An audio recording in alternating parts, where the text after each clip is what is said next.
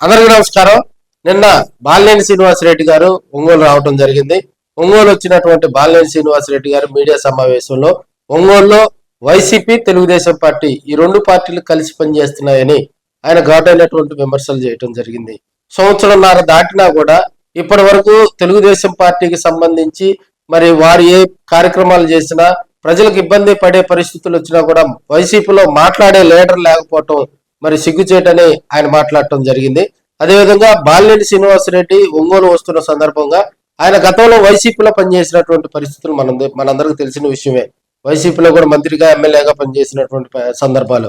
So ఆయన దగ్గరకు కొంతమంది వైసీపీ నాయకులు, అదేవిధంగా బాలినేని అభిమానులుగా చెప్పుకునే వాళ్ళు ఇప్పుడు ప్రజెంట్ వైసీపీలో ఉన్నప్పటికీ కూడా బాలినేని ఒంగోలు వచ్చిన సందర్భంగా ఆయన్ని చాటుమాటుగా కలుస్తున్నారనేది ప్రజలకు తెలిసినటువంటి అంశం. సో దీనిపై ఒంగోలు వైసీపీ నగర అధ్యక్షులు కటారి శంకర్ సీరియస్ గా కూడా నిన్న మరి వాట్సాప్ గ్రూప్ లో ఒక మెసేజ్ ఫార్వర్డ్ చేయడం జరిగింది. ఆ మెసేజ్ కూడా ఒకసారి వైఎస్ఆర్సీపీ కార్యకర్తలకు నాయకులకు నమస్కారం. కొంతమంది ఇతర పార్టీ బ్రాకెట్ లో జనసేన నాయకులు మన వైఎస్ఆర్సీపీ క్యాడర్ కు ఫోన్ చేసి మా జనసేన కార్యాలయానికి రమ్మని ఆహ్వానిస్తున్నారని, వాళ్ళ పార్టీ అంతర్గత తగాదాలు జనసేన దృష్ట్యా వాళ్ళు బలపడటానికి ప్రయత్నిస్తున్నారని, దయచేసి ఎవరు కూడా స్పందించవద్దు, దయచేసి పొరపాటును కూడా అలాంటి ప్రయత్నం చేయకండి, మన నాయకులు దీని గురించి ప్రత్యేక దృష్టి పెట్టి ఉన్నారు, క్లోజ్ మానిటరింగ్ కార్యకర్తలకు క్లోజ్ మానిటరింగ్ చేస్తున్నారు, అలా అధినాయకుల దృష్టికి వెళ్ళినచో పార్టీ క్రమశిక్షణ చర్యలు తీసుకోబడినని నగరాధ్యక్షుడి పేరుతోటి కూడా వాట్సాప్ గ్రూప్ లో మెసేజ్లు రావటం జరిగింది. ఇక్కడ ప్రధానంగా కూడా బాలినేని శ్రీనివాసరెడ్డి ఒంగోలు వస్తున్న సందర్భంగా అక్కడ బాలినేని కార్యాలయం నుంచి కొంతమంది వైసీపీ నాయకులకు కార్యకర్తలకు మరి ఫోన్లు చేశారనేది ప్రధానంగా వైసీపీ ఆరోపిస్తున్నటువంటి అంశం. ప్రస్తుతం ఒంగోలు వైసీపీ సమన్వయకర్తగా చుండూరు రవిబాబు కొనసాగుతూ ఉన్నారు. బాలినేని శ్రీనివాసరెడ్డి జనసేన పార్టీలోకి వెళ్ళిన తర్వాత మరి ఆ బాధ్యతలు కూడా చుండూరు రవికి ఇవ్వటం జరిగింది. ఇప్పుడున్న పరిస్థితుల్లో కూడా జనసేన పార్టీకి సంబంధించి వారు నడుస్తూ ఉంది. ఎందుకంటే జనసేన పార్టీలోనే రెండు వర్గాలు ఉన్నటువంటి పరిస్థితి. రియాజ్ ఒక వర్గం, బాలినేని శ్రీనివాసరెడ్డి గారిది ఒక వర్గం.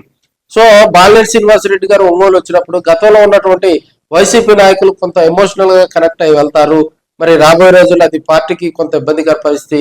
అది కూడా బాలినేని కార్యాలయం నుంచి ఫోన్లు చేసి వైసీపీ నాయకులకు ఫోన్ చేయటాన్ని కూడా వైసీపీ లీడర్షిప్ అయితే జీర్ణించుకోలేకపోయిందని కూడా మనం తెలియజేసుకోవచ్చు. ఒంగోలు రాజకీయాలు కనుక చూసినట్లయితే బాలినేని వర్సెస్ దామచర్ల జనార్దన్ వారు ఇరువురు కూడా ఒకరిపై ఒకరు ఘాటు విమర్శలు చేసుకోవటం ఒంగోలులో కలవరం మొదలైందని కూడా తెలియజేసుకోవచ్చు. ఇక్కడ ప్రత్యేకించి వైసీపీ నేతలు వైవి సుబ్బారెడ్డి మీద కామెంట్స్ చేసినా ఇప్పటివరకు స్పందించకపోవటం ఒక్కొక్క మేరకు. అదేవిధంగా ఏదైనా కూడా అటు బాలినేని ఇటు దామచర్ల వారిరువురు పెద్ద లీడర్స్ కాబట్టి బాలినేని వ్యాఖ్యలకు దామచర్ల వ్యాఖ్యలకు బాలినేని కౌంటర్లు ఇచ్చుకోవటం కూడా ఒంగోలు నగరంలో కొత్త చర్చ మొదలైంది. అంతకుముందు ఒక లీడర్ ప్రెస్ మీట్ పెట్టి బాలినేని కానీ దామచర్ల కానీ ఒకరి మీద ఒకరు విమర్శలు చేసుకున్నప్పుడు సెకండ్ లీడర్షిప్ మాట్లాడేవారు. ఎందుకంటే ఆ పార్టీ కార్యాలయంలో ప్రెస్ మీట్లు పెట్టేవాళ్ళు, లోకల్ గా ఉన్నటువంటి లీడర్లంతా పాల్గొని మాట్లాడేవారు. ఇక్కడ కొసమెరుపు ఏంటంటే వారి ఇరువురు మాట్లాడుకోవటం కూడా రాజకీయంగా కొత్త చర్చ నడిచిందని తెలియజేసుకోవచ్చు. అదేవిధంగా తెలుగుదేశం పార్టీ వైసీపీ రెండు కలిసి ఒంగోలు ప్రకాశం జిల్లాలో పనిచేస్తున్నాయని బాలినేని శ్రీనివాసరెడ్డి మరి విమర్శలు చేయటం కూడా రాజకీయంగా ఒంగోలుతో పాటు ప్రకాశం జిల్లాలో ఉన్నటువంటి అన్ని నియోజకవర్గంలో కొత్త రచ్చ మొదలైందని కూడా తెలియజేసుకోవచ్చు. ఏదేమైనా రాబోయే రోజుల్లో జనసేన పార్టీకి సంబంధించి ఇప్పటికే అక్కడ వర్గ విభేదాలు ఉన్నాయి. ప్రస్తుతం వైసీపీ కూడా కొంత దూకుడుతో ముందుకు వెళ్ళేటువంటి ఆలోచనలో వైసీపీ కార్యక్రమాలన్నీ కూడా రాబోయే రోజుల్లో ప్రజల్లోకి తీసుకెళ్లేందుకు మరి వారు కొత్త ప్రణాళిక కొత్త కార్యాచరణతో ముందుకు వస్తూ ఉన్నారు. ప్రస్తుతం అధికారంలో కూటమి ప్రభుత్వం అంటే జనసేన, బీజేపీ, తెలుగుదేశం మూడు కొనసాగుతూ ఉన్నాయి.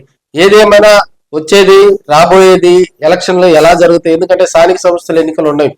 అటు తెలుగుదేశం, వైసీపీ, బీజేపీ, అదేవిధంగా జనసేన ఈ పార్టీలన్నీ కూడా స్థానిక సంస్థల ఎలక్షన్ కి సర్పంచ్, ఎంపీటీసీ, జడ్పీటీసీ, మున్సిపాలిటీ ఈ ఎన్నికలు జరుగుతున్న నేపథ్యంలో బాలినేని చేసినటువంటి వ్యాఖ్యలు అటు వైసీపీని తెలుగుదేశం ఇరకాటంలో పడేశాయా, లేకపోతే బాలినేని తన ఉనికిని కాపాడుకునేందుకే వైసీపీ మీద తెలుగుదేశం మీద విమర్శలు చేశారా అనేది కూడా అర్థం కావట్లేదని ఒంగోలులో రాజకీయంగా కూడా చర్చ నడుస్తా ఉంది.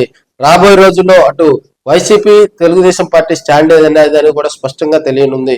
మరి బాలినేని ఒంగోలు వచ్చిన ప్రతిసారి కూడా కొంతమందిని టార్గెట్ చేస్తూ మాట్లాడటం కొత్త రాజకీయంగా కూడా ఇది మంచి పద్ధతి కాదని కొంతమంది వైసీపీలో ఉన్నటువంటి లీడర్స్ అయితే సీరియస్ గా మరి బాలినేనిపై కూడా మండిపడుతున్నటువంటి అంశాలు మనం చూస్తా ఉన్నాం.